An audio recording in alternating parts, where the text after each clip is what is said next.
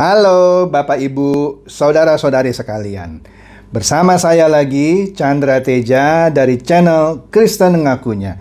Channel yang membahas kekristenan yang murni, terbebas dari klinik, dan pemahaman yang melenceng.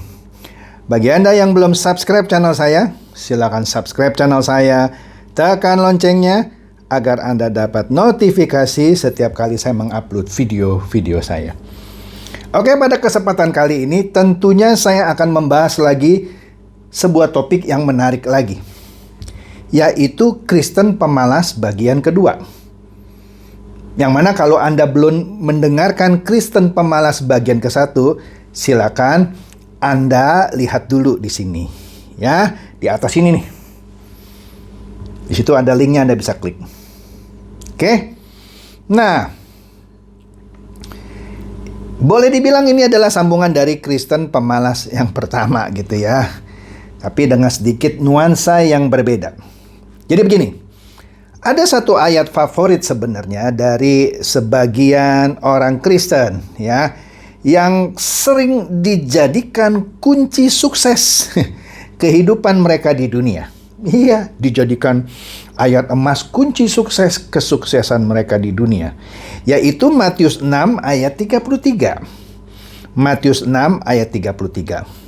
Ayatnya berbunyi, "Tetapi carilah dahulu kerajaan Allah dan kebenarannya, maka semuanya itu akan ditambahkan kepadamu." Sekali lagi, Matius 6 ayat 33. "Tetapi carilah dahulu kerajaan Allah dan kebenarannya, maka semuanya itu akan ditambahkan kepadamu."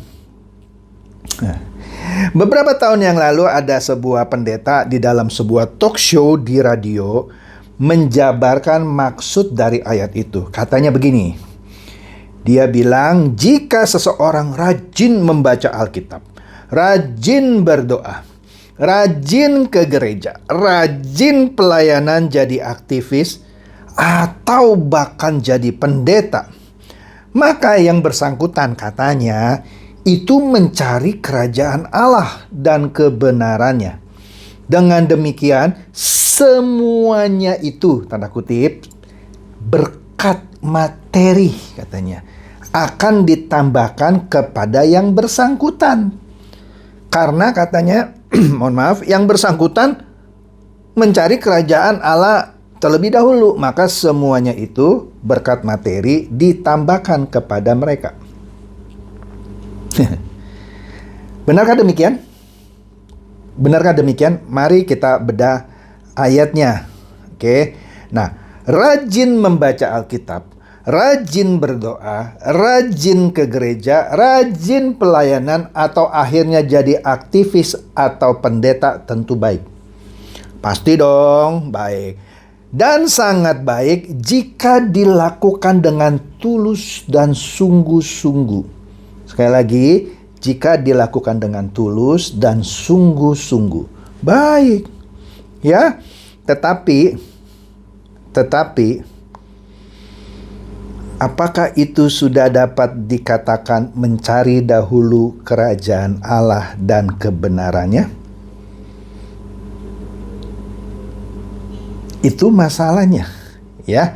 Bagaimana jika itu semuanya dilakukan seseorang, tetapi dia malas-malasan dalam berkarya, bekerja, berusaha, serta melakukan semua itu dalam hal urusan di dunia sekuler ya, bekerja mencari nafkah dengan cara yang tidak memuliakan Tuhan. Dia hanya rajin ke gereja, hanya rajin baca Alkitab, hanya rajin berdoa, hanya rajin jadi aktivis, bahkan jadi pendeta. Tapi dalam kehidupannya sehari-hari, dalam dia berusaha, ya kan, dia melakukan itu dengan cara yang tidak memuliakan Tuhan. Apa misalnya? Ya males-malesan, ya kerjanya tipu sana, tipu sini, padahal ke gereja. Ngomongin orang, padahal ke gereja. Ya, kemudian melakukan hal-hal yang tidak pantas terhadap temannya gitu, padahal ke gereja, padahal aktivis, bahkan padahal pendeta gitu ya. Apakah itu sudah melakukan mencari dahulu pekerjaan Tuhan?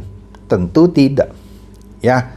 Pertanyaannya, mungkin Anda bertanya, kok bisa ya orang yang rajin baca Alkitab, rajin berdoa, rajin pelayanan, jadi aktivis atau bahkan jadi pendeta, bisa melakukan pekerjaan sehari-harinya atau usahanya dengan cara yang tidak memuliakan Tuhan? Ya bisalah, nggak usah heran. Jadi tidak ada jaminan. Memang idealnya kalau Anda rajin baca Alkitab, rajin berdoa, rajin pelayanan, kalau semuanya itu Anda lakukan dengan tulus dan sungguh-sungguh, seharusnya Anda dalam pekerjaan Anda sehari-hari juga melakukan pekerjaan yang memuliakan Tuhan. Kalau itu terjadi, baru dikatakan Anda sudah mencari kebenarannya, ya kan? Maka semua itu akan ditambahkan. Tapi kalau Anda cuma rajin secara tanda kutip supaya terlihat rohani, tetapi dalam kehidupan Anda sehari-hari tidak melakukan pekerjaan Anda dengan cara yang memuliakan Tuhan, maka sebenarnya Anda tidak mencari kebenarannya dahulu. Yang Anda lakukan itu cuma sebagai polesan kosmetik supaya terlihat rohani, ya. Jadi, bisa orang yang rajin baca Alkitab, rajin berdoa, segala macam tadi, dalam kehidupannya sehari-hari justru melecehkan Tuhan, tidak memuliakan Tuhan. Nah, kalau demikian faktanya, pastinya dia tidak benar-benar mencari kerajaan Allah dan kebenarannya di dalam kehidupannya sehari-hari. Nah, bagaimana dengan fakta bahwa ada orang Kristen yang seperti tadi, yang dalam kehidupannya sehari, ya tadi masih malas-malasan, suka tipu sana, tipu sini, suap sana, suap sini, dan lain-lain hal yang melecehkan Tuhan, yang katanya dia percayai. Lalu apakah boleh dia berlindung di balik kegiatan rajinnya membaca Alkitab, rajinnya berdoa, rajinnya melayani di gereja, bahkan jadi pendeta? Lalu ia mengklaim bahwa dia sudah mencari dahulu kerajaan Allah dan kebenarannya. Oleh karena itu dia merasa layak mendapat tambahan berkat materi. Jawabannya, pasti tidak. Pasti tidak. Karena yang dia lakukan tuh belum benar-benar mencari dahulu kerajaan Allah. Cari dahulu kerajaan Allah dan kebenarannya itu terlalu sempit jika Anda artikan sekedar rajin baca Alkitab, sekedar rajin berdoa, sekedar rajin jadi aktivis atau bahkan jadi pendeta. Mencari kerajaan Allah dan kebenaran artinya itu lebih luas dari sekedar hal-hal tersebut.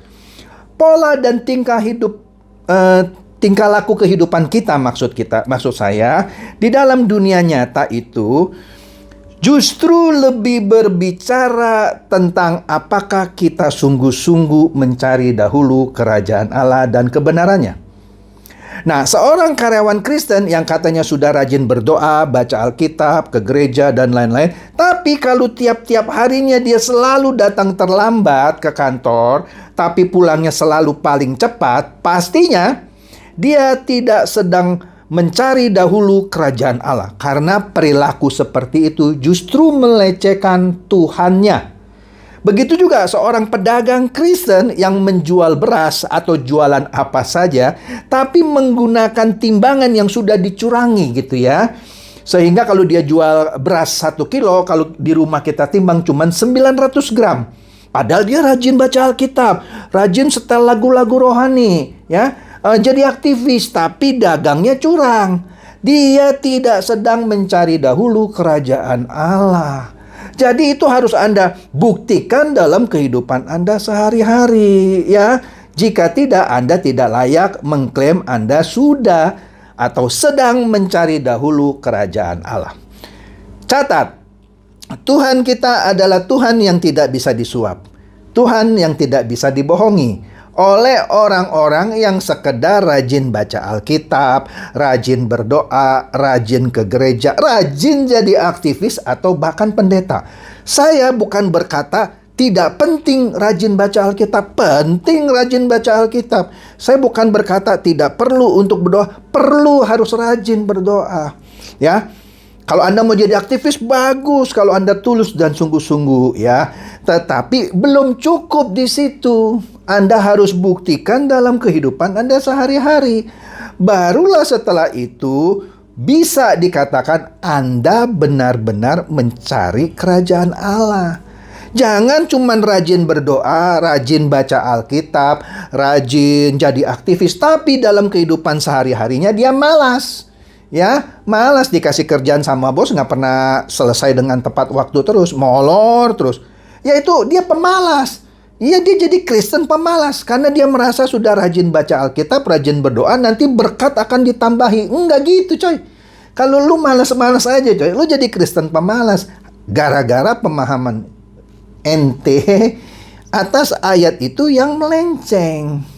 Oke?